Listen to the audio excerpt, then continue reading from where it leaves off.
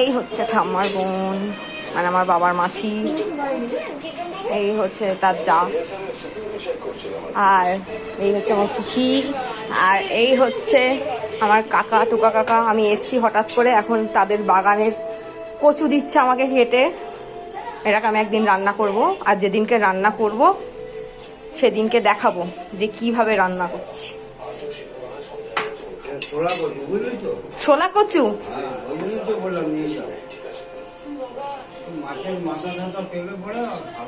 চিংড়ি মাছ দিয়ে ভালো লাগবে না?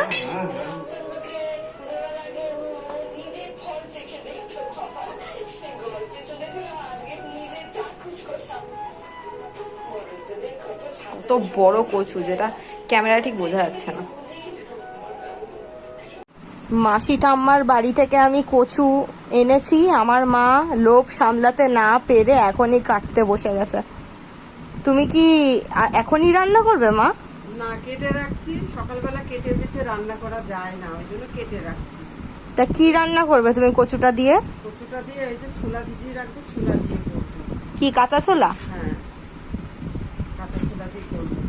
আর এই যে, আরে এটা কচুটা তুলে রেখেছে বলে 3-4 দিন আগের, এটা এতগুলো শুকিয়ে গেছে।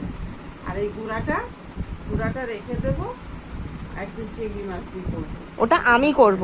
ঠিক আছে, তুই করিস, রেখে দেবো। কালকে জেম্মাদের একটু দিও। ঠিক আছে। এত বড়টা তো তুমি একা খেতে পারবে না। না, সে তো দেবো।